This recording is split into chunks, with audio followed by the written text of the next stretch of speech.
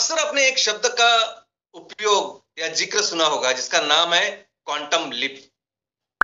अलग अलग कॉन्टेक्स्ट में इस शब्द का उपयोग आपने सुना होगा। क्वांटम लीप का अर्थ यह है कि अनपेक्षित, अविश्वसनीय, अचंभित करने वाली प्रगति। लीप इस शब्द का अर्थ है छलांग, बहुत बड़ी छलांग, बहुत बड़ी प्रगति। और इस शब्द का उपयोग कई सारे कॉन्टेक्स्ट में आज की तारीख में हो रहा है। जैसे कोई बच्चा हर साल स्कूल में 50 से 60% ही लाता है, लेकिन अचानक से उसने 90-95% लाए, तो वो है क्वांटम लीप। अगर कोई कंपनी, कोई बिजनेस ऑर्गेनाइजेशन हर साल अपनी स्टेडी ग्रोथ कर रहा है, उसको लेके कुछ एक्सपेक्टेशंस है, लेकिन अचानक वो कंपनी 3 गुना, 4 गुना, 5 गुना एक ही साल में अगर प्रगति करती है, तो उसे कहते हैं वो लंबी छलांग, वो क्वांटम लीप।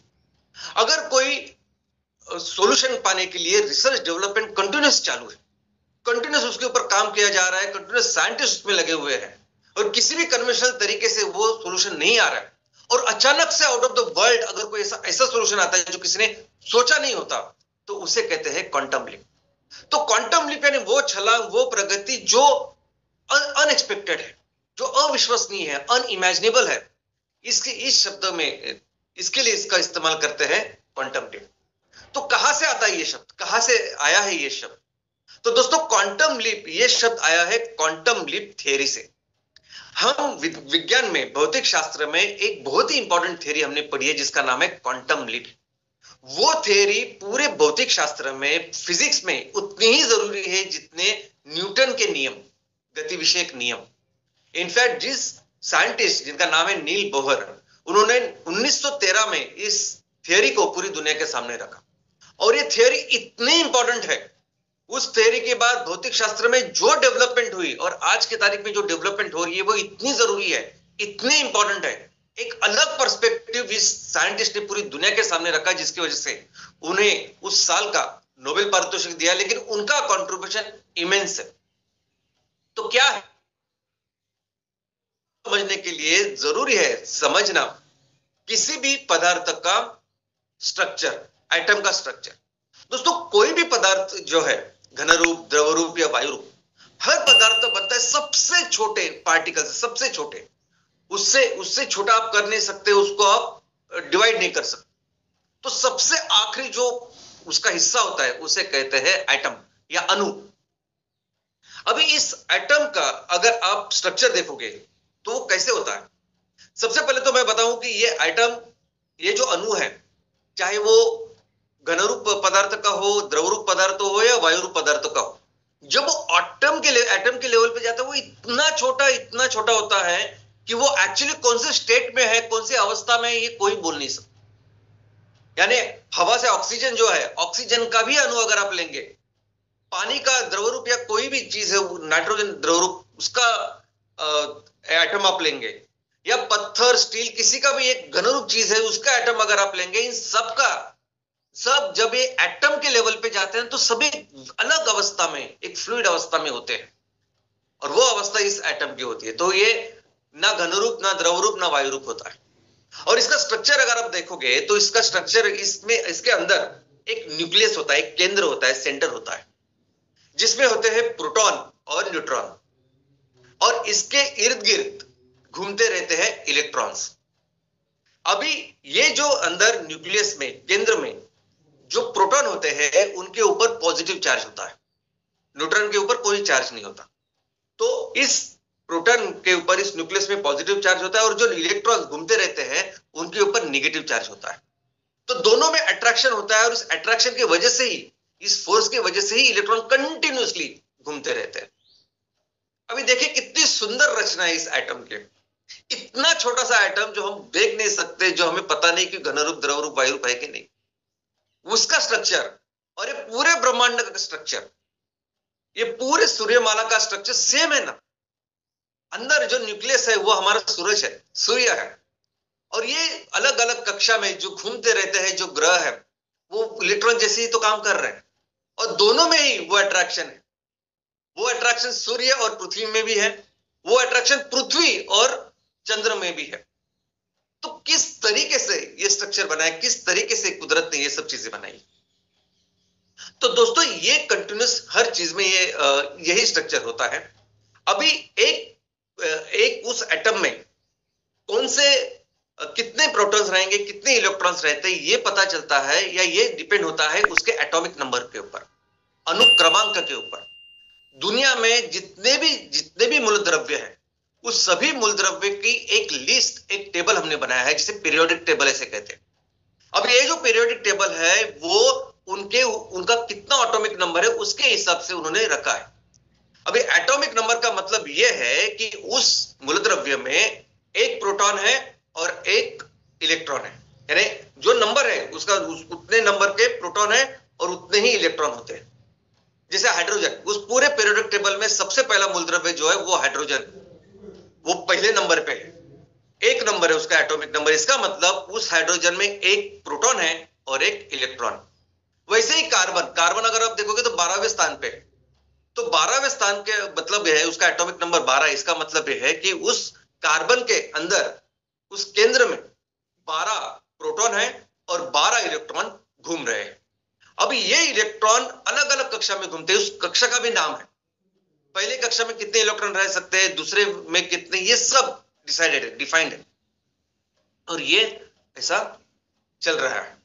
अभी इसमें क्वांटम लीप क्या है, क्वांटम लीप थ्योरी क्या है? तो ये जो इलेक्ट्रॉन है उनकी एक अपनी कक्षा होती है, एक अपना उनका क्वांटम होता है, जिस कक्षा में घूमते रहते, जैसे अपनी पृथ्वी घूमती रहती।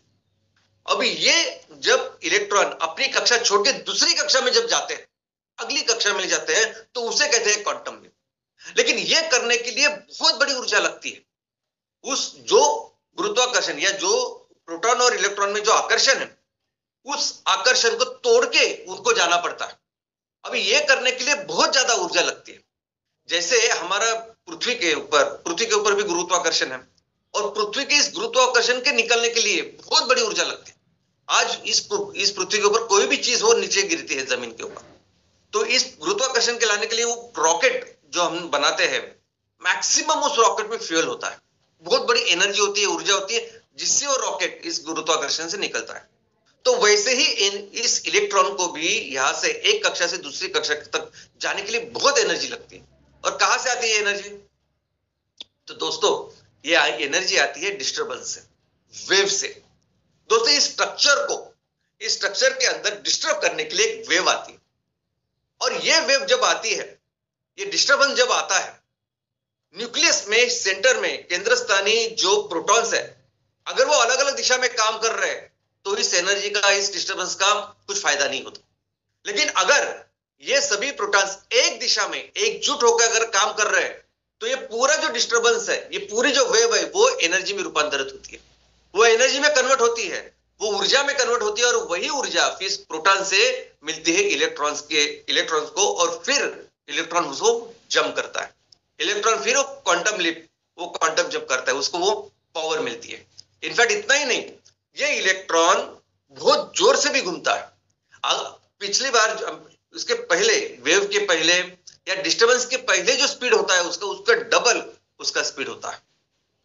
तो बेसिकली ये वेव, ये डिस्टर्बेंस एनर्जी क्रिएट करता है। और इस एनर्जी का क्या उपयोग है? ये जो एनर्जी है, सबसे पहले तो ये एटॉमिक लेवल, इतनी छोटी सी लेवल पे ये सब घटना होती है, इतनी, जो हम देख नहीं सकते, समझ नहीं सकते कौन सी अवस्था में है। और जब ये काम होता है तो एनर्जी भी कितनी छोटी होती होगी। लेकिन ये छोटी सी चीज आज इतना बड़ा काम कर रही है, इसका अंदाजा ही नहीं है। ये छोटी सी चीज, ये एनर्जी जो है, ये क्वांटम लीप जो है, ये इतनी जरूरी है कि इसके बाद पूरी दुनिया में भौतिक शास्त्र के 2 विभाग हुए हैं।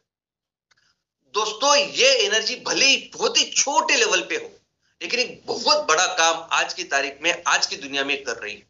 इसके कुछ एग्जांपल मैं आपको देना चाहता हूं। सबसे पहले तो ये फ्लोरोसेंट बल्ब है। फ्लोरोसेंट बल्ब, मर्क्यूरी बल्ब जो हम देखते हैं, अभी ये कैसे चलता है? तो इसमें भी होते हैं वो एक्साइटेड, वो क्वांटम लीप वाले इलेक्ट्रॉन्स, जो उस बल्ब में जो मर्क्यूरी होता है उसको एक्साइट करते हैं, उसको पावर देते हैं, और फिर वो लाइट, वो ऊर्जा निकलती है बाहर, वो जो रोशनी हमें दिखाई देती है। अभी फ्लोरोसेंट बल्ब में चलने वाला ये तत्व कई सारी चीजों में अप्लाइड है, जिसका एप्लीकेशन अभी चालू है। लेकिन इसके साथ सबसे इंपॉर्टेंट चीज अगर कोई है, वो है सेमीकंडक्टर। सेमीकंडक्टर क्या है, सेमीकंडक्टर की कितने उपयोग है, मुझे लगता है आप सबको अच्छी तरह से पता है। आज कोई भी ऐसा इलेक्ट्रॉनिक डिवाइस नहीं है कि जहां सेमीकंडक्टर ना हो। हमारे मोबाइल से लेके, कंप्यूटर से लेके, टीवी से लेके, हर कोई, हर चीज जो इलेक्ट्रॉनिक है उसमें सेमीकंडक्टर होता है। हर गाड़ी में ये सेमीकंडक्टर होता है। एआई से लेके हर चीज जो आज जिसमें इनोवेशन हो रहा है, रिसर्च डेवलपमेंट हो रही है, ऐसी हर चीज में वो सेमीकंडक्टर है। अब ये सेमीकंडक्टर कौन से प्रिंसिपल पे काम करता है? तो दोस्तों ये सेमीकंडक्टर जो है बेसिकली दो धातु का एक मिश्रण होता है। एक धातु जो विद्युत वाहक होता है और एक जो धातु है जो विद्युत रोधक होता है। जो एक जो है जो बिजली कैरी करता है और दूसरा बिजली को रोकता है। अब इन दोनों को एक मिला के ये सेमीकंडक्टर बनते हैं और इसमें जो काम करता है, जिसकी वजह से सब काम होता है, वो है इलेक्ट्रॉन्स। ये क्वांटम लीप की वजह से जो इलेक्ट्रॉन एक्साइट होते हैं और वो जो काम करते हैं, उसके वजह से पूरा सेमीकंडक्टर काम करता है। इनफैक्ट लेजर भी अगर आप देखोगे तो लेजर में जो बीम निकलती है, जो बहुत शार्प होती है, बहुत दूर तक जाती है, बहुत ऊर्जा उसमें होती है। कहां से आती है ऊर्जा? दोस्तों लेजर में भी जो प्रिंसिपल है, जो तत्व है, वो यही तत्व है, क्वांटम लीप वाला तत्व। और लेजर का उपयोग सिर्फ उस लेजर शो में, इवेंट में ही नहीं होता। लेजर कितनी सारी चीजों में आज जरूरी बन चुका है। इनफैक्ट कई सारे बड़े बड़े इक्विपमेंट्स आप देखोगे, जैसे एमआरआई, सीटी स्कैन, ये सभी जो बड़े बड़े इक्विपमेंट्स हैं, मेडिकल इक्विपमेंट्स, और ऐसे कई सारे हैं जो अभी मेरे पास वक्त नहीं कि आपको सब बताने का, लेकिन इसमें जो प्रिंसिपल्स है, जिसमें काम होता है, जो तत्व है, वो तत्व है ये इलेक्ट्रॉन्स का।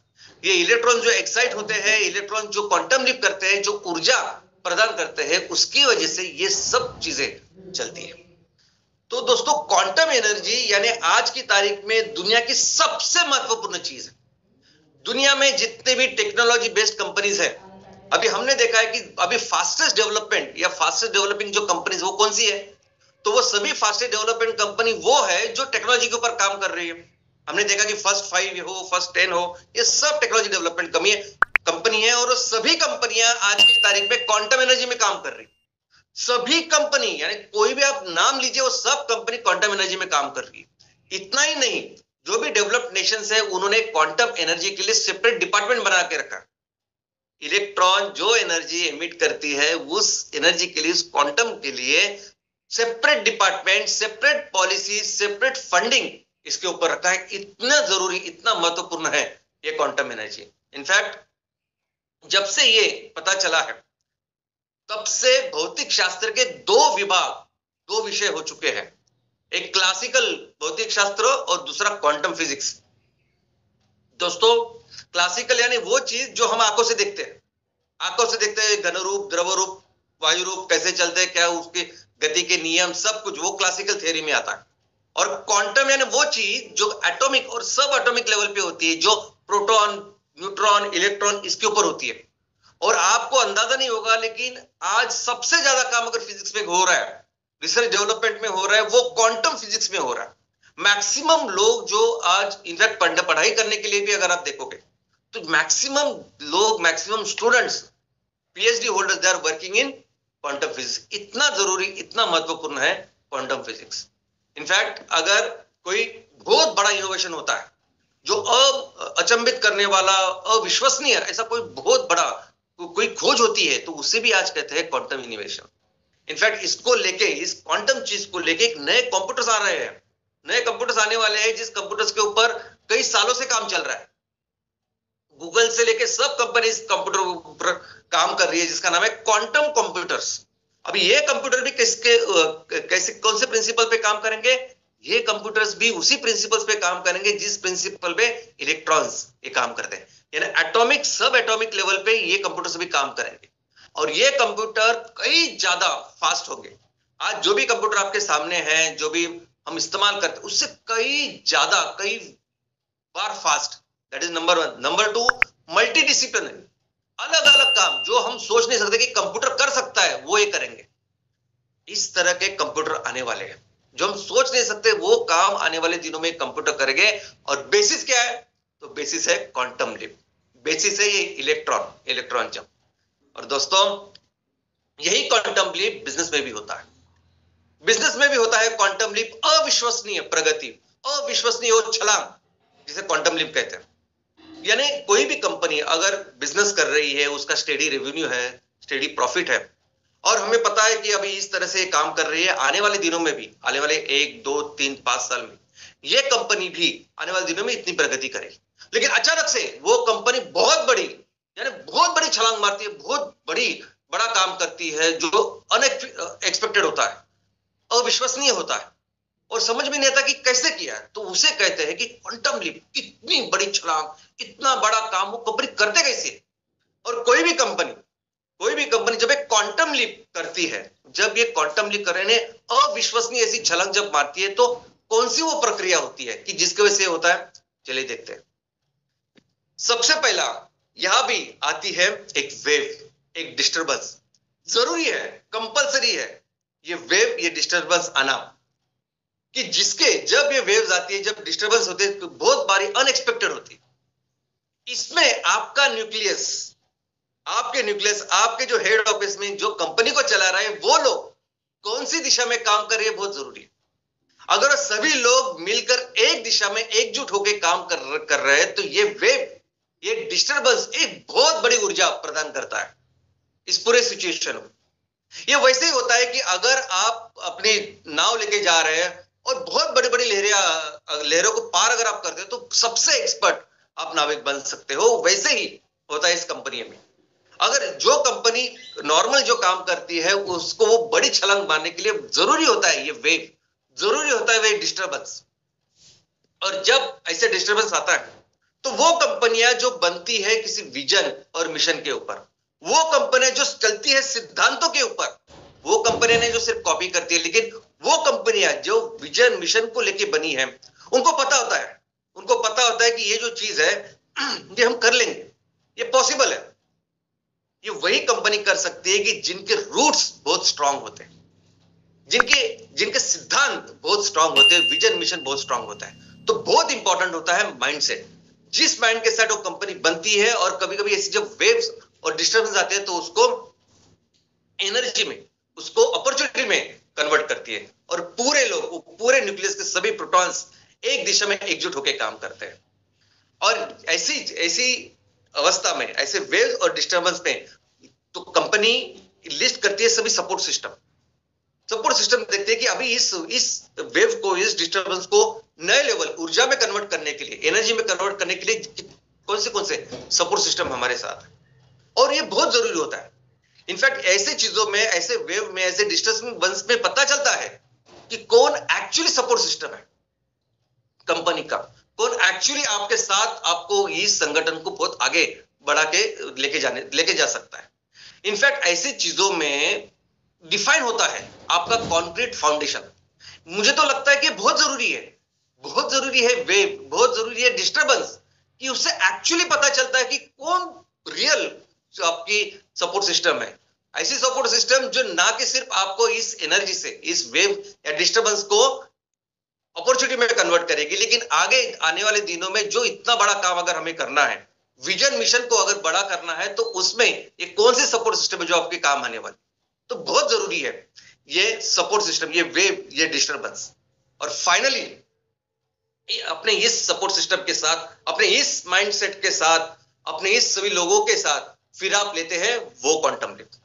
फिर आप इस पूरे वेव, ये जो वेव है, डिस्टर्बेंस है, ये जो अस्थिरता है, इसको फिर आप बहुत बड़ी अपॉर्चुनिटी में कन्वर्ट करते हैं, और फिर आप लगाते हो छलांग। जो लोग समझ नहीं पाते ये कैसे हुआ, एक कंपनी ऐसे धीरे धीरे काम करे तो अचानक इतनी बड़ी कैसे हुई, एक कंपनी इस तरह से चल रही थी वो अचानक कैसे हुई।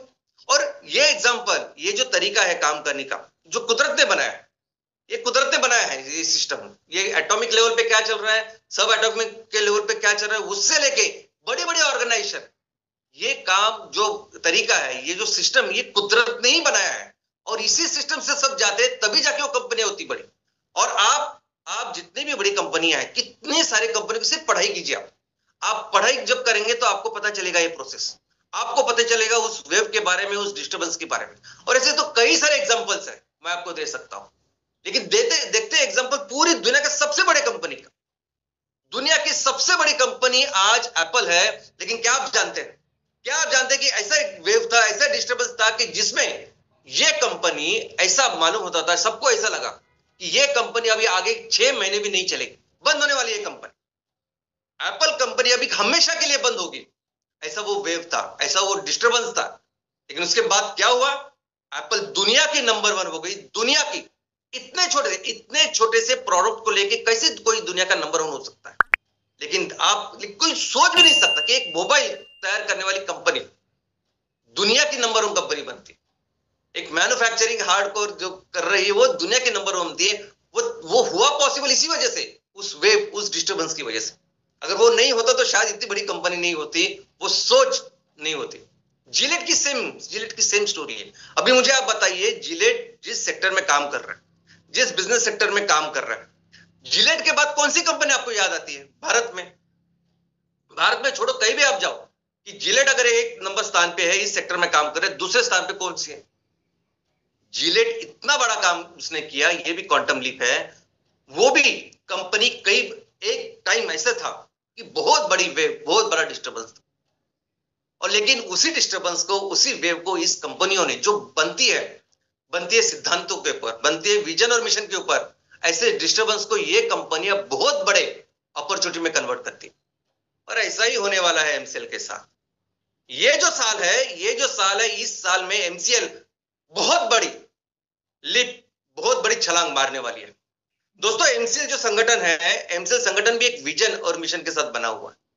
एक सिद्धांतों के ऊपर चल रहे हैं हम लोग इतने साल से, और हमारा उद्देश्य हमें क्या करना है। और ये करते समय हमारी प्लानिंग थी, हम अपने परिवार को बड़ा करेंगे, संगठन को बड़ा करेंगे, और उसी के माध्यम से हम प्रोजेक्ट्स लगाएंगे, और बाद में फंडिंग वगैरह देखेंगे। हम अपनी कंपनी को बेचेंगे ना, हमको ना हमारी बाकी की सब कंपनी। लेकिन फिर वो वेव आती है, वो डिस्टर्बेंस आता है, और फिर उसके बाद हम वो करते हैं, एमसीएल वो करती है कि जो कोई सोच भी नहीं सकता। शायद हम नॉर्मल अगर रहते हैं, नॉर्मल जैसे काम चल रहा था, वैसे अगर जो प्रगति इस साल करते थे, उससे कई गुना प्रगति इसी साल हम करेंगे। इसी साल हम दुनिया के सामने रखेंगे कि एमसीएल किस तरह से क्वांटम लीप इस साल करती है, और कैसे जल्द से जल्द इस देश की सबसे बड़ी कंपनी बनती है। इनफैक्ट आने वाले दिनों में हमारा देश सबसे बड़ा आर्थिक महासत्ता बनेगा, नंबर 1 इकोनॉमी बनेगा, और इसका कारण होगा एमसीएल।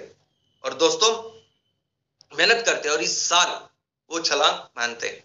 ये जो वेव है, ये जो डिस्टर्बेंस है, ये बहुत बड़ी अपॉर्चुनिटी अभी एमसीएल के लिए बन गई है, जो पूरी दुनिया अब जिसका विटनेस करेगी, जिसको देखेगी। तो करते हैं मिलके, अपने देश को दुनिया की सबसे बड़ी अर्थव्यवस्था बनाते हैं, और फिर से अपने देश को उस स्थान पे लेके जाते हैं जहां फिर से वो दुनिया का नेतृत्व करेगा। जय हिंद, जय एमसीएल।